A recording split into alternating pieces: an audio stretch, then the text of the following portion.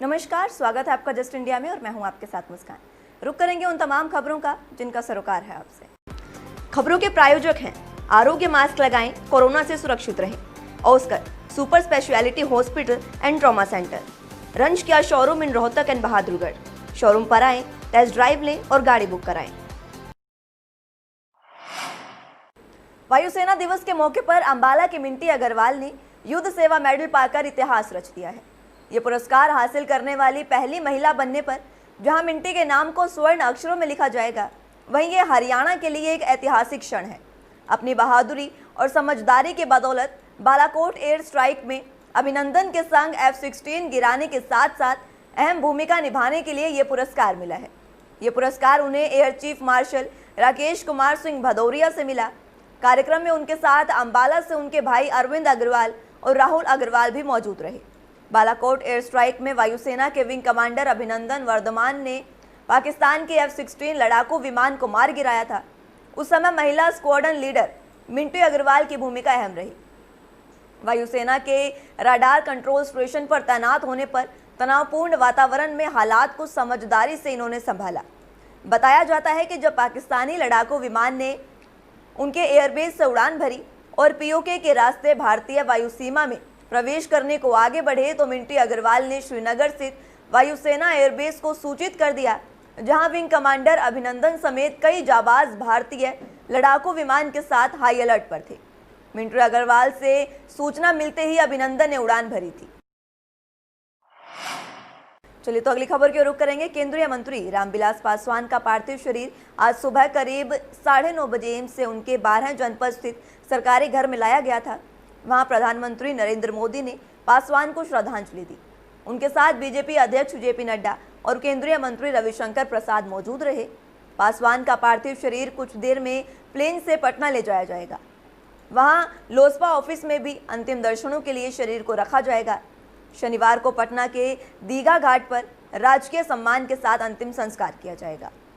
रामविलास पासवान का 74 साल की उम्र में गुरुवार को दिल्ली के एम्स में निधन हो गया था। वे पिछले कई महीनों से बीमार थे और 22 अगस्त से अस्पताल में भर्ती थे।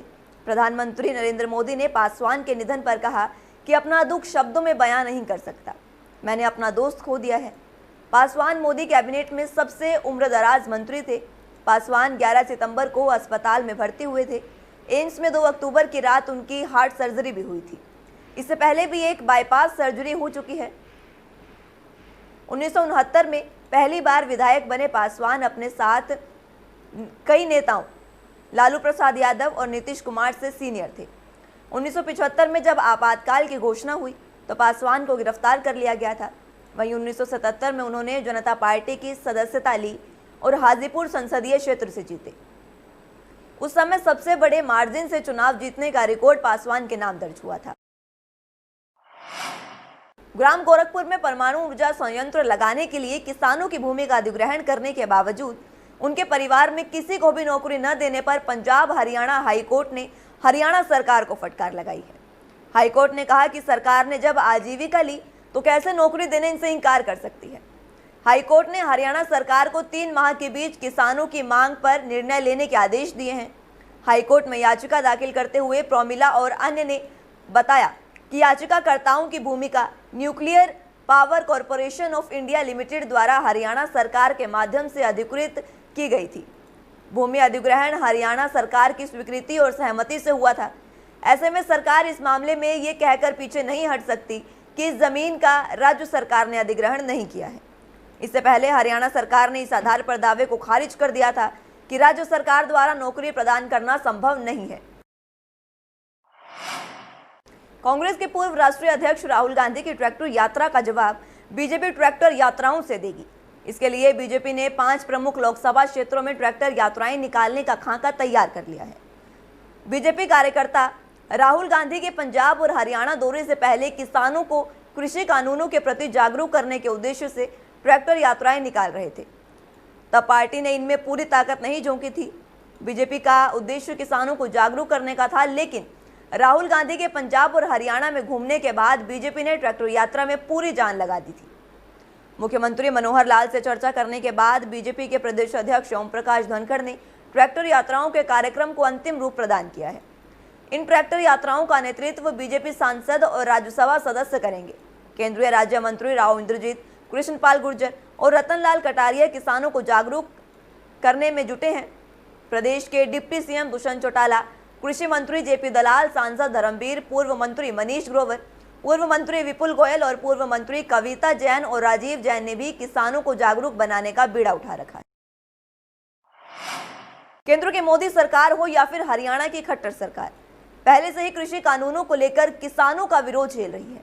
तो वहीं दूसरी ओर आम आदमी पार्टी की हरियाणा इकाई 11 अक्टूबर को सुबह 11 बजे करनाल में मुख्यमंत्री के आवास का घेराव करेगी।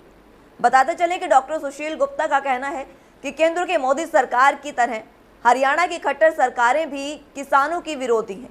आम आदमी पार्टी लगातार सड़क से संसद तक कृषि कानूनों के खिलाफ आवाज उठाती रही है। ये कानून किसानों के हित में नहीं है, बल्कि इससे अडानी अंबानी जैसे उद्योगपतियों को फायदा पहुंचाया जाएगा। वहीं हरियाणा और पंजाब दोनों ही राज्यों में पिछले 7 दशक से मंडी बोर्ड सिस्टम के जरिए खरीद प्रणाली चल रही है।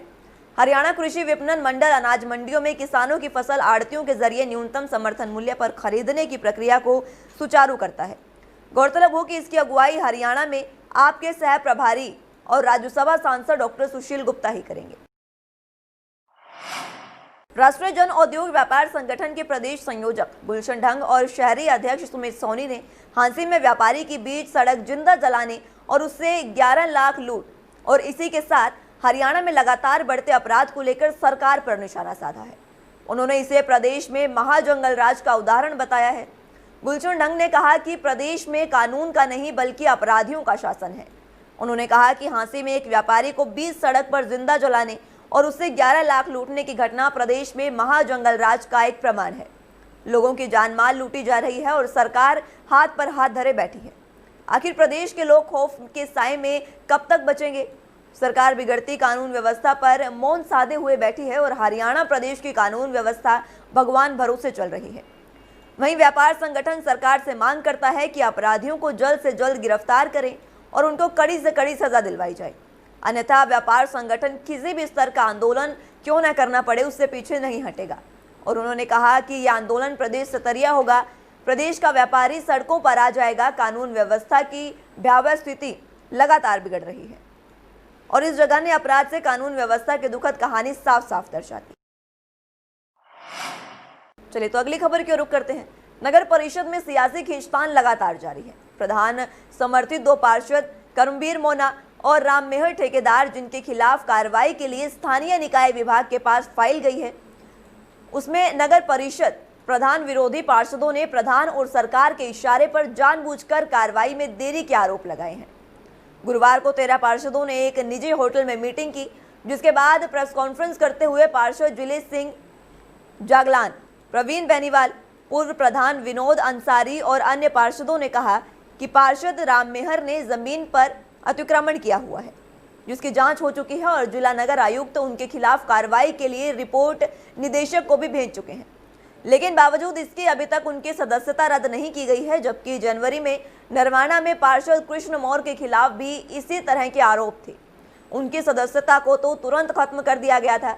वहीं वार्ड 5 के पार्षद कर्मवीर मोना ने PMAY के तहत गलत तरीके से खुद लाभ लिया और अपने भाई को भी लाभ दिलाया, जबकि एक पार्षद इसका लाभ नहीं ले सकता।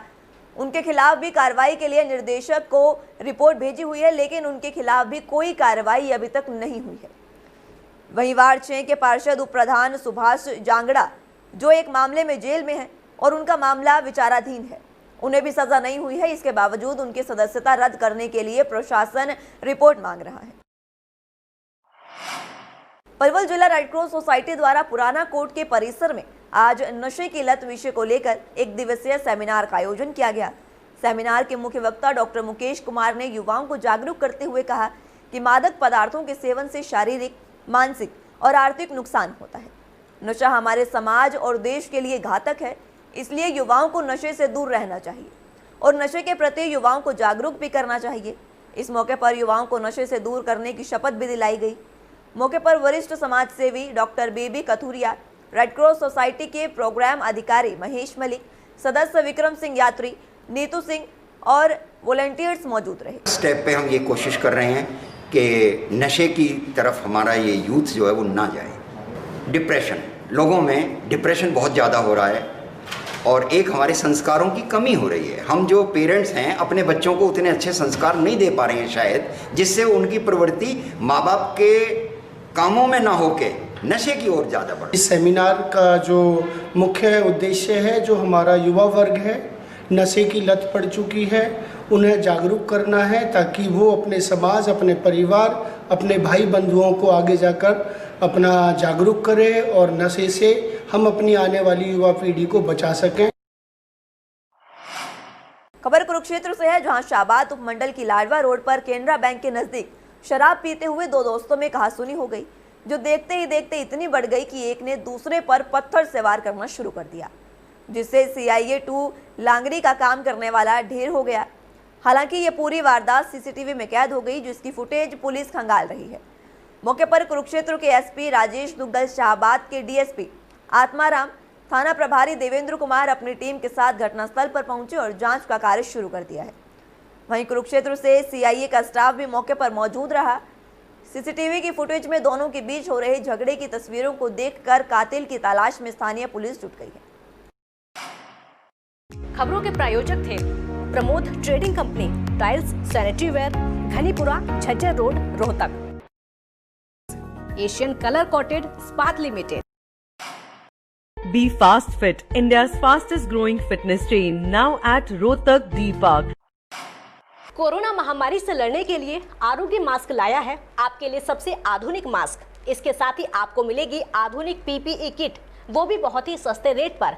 contact@arogyamask.com पर जाएं और हमसे संपर्क करें या फिर www.arogyamask.com से जुड़े। इसके साथ ही आप हमें कॉल कर सकते हैं। हमारा पता है Anand international, plot number 181, sector 25, Panipat, Haryana.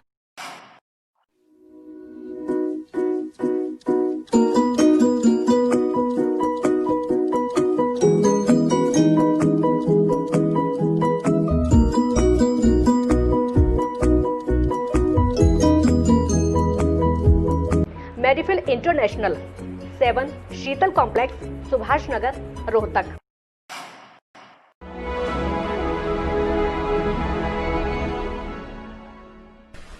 चाचा, आपने नया घर बनवाया है तो घर की छत पर कौन सी शीट लगवाई है? बेटा, मैंने अपने घर की छत पर एशियन शीट लगवाई है, क्योंकि वो कभी न मिटने वाले ओरिजिनल निशान की चादरें हैं। साथ में ISI का चिन्ह, 5 साल की वारंटी के साथ साथ पैसों का सही मूल्य देने वाली वही इकलौती शीट्स हैं। क्योंकि नाम नहीं, पहचान जरूरी है। चलिए फिलहाल के लिए इतना ही। जुड़ रही है जस्ट इंडिया के साथ। नमस्कार।